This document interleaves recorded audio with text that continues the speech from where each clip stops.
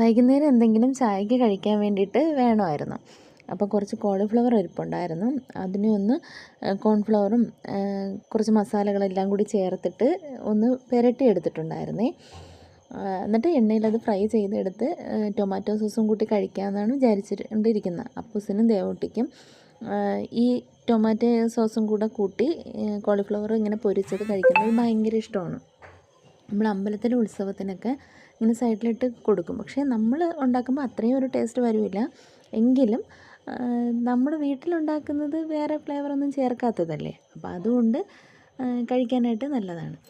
പിന്നെ അത് മാത്രമല്ല, സ്കൂളിലൊക്കെ പോയിട്ട് തിരിച്ചു വരുമ്പോഴത്തേക്കും അവർക്ക് കഴിക്കാൻ വേണ്ടിയിട്ട് എന്തെങ്കിലും ഉണ്ടാക്കി വയ്ക്കുന്നത് അവർക്ക് ഭയങ്കര സന്തോഷമല്ലേ.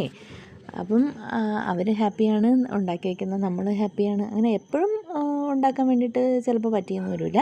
എന്നാലും പറ്റുന്ന സമയങ്ങളിലൊക്കെ എന്തെങ്കിലും ഒരു സാധനം ഉണ്ടാക്കും. അതിലേറ്റവും ഇഷ്ടപ്പെട്ടത് അവർക്ക് ഇതാണ്. ചെറിയ ചെറിയ പീസാക്കിയിട്ട് ഒരുപാട് എണ്ണ ഒഴിച്ച് പൊരിച്ച് കഴിഞ്ഞാൽ കുറച്ചുകൂടി നല്ല ക്രിസ്പി ആയിട്ട് ഇരിക്കും.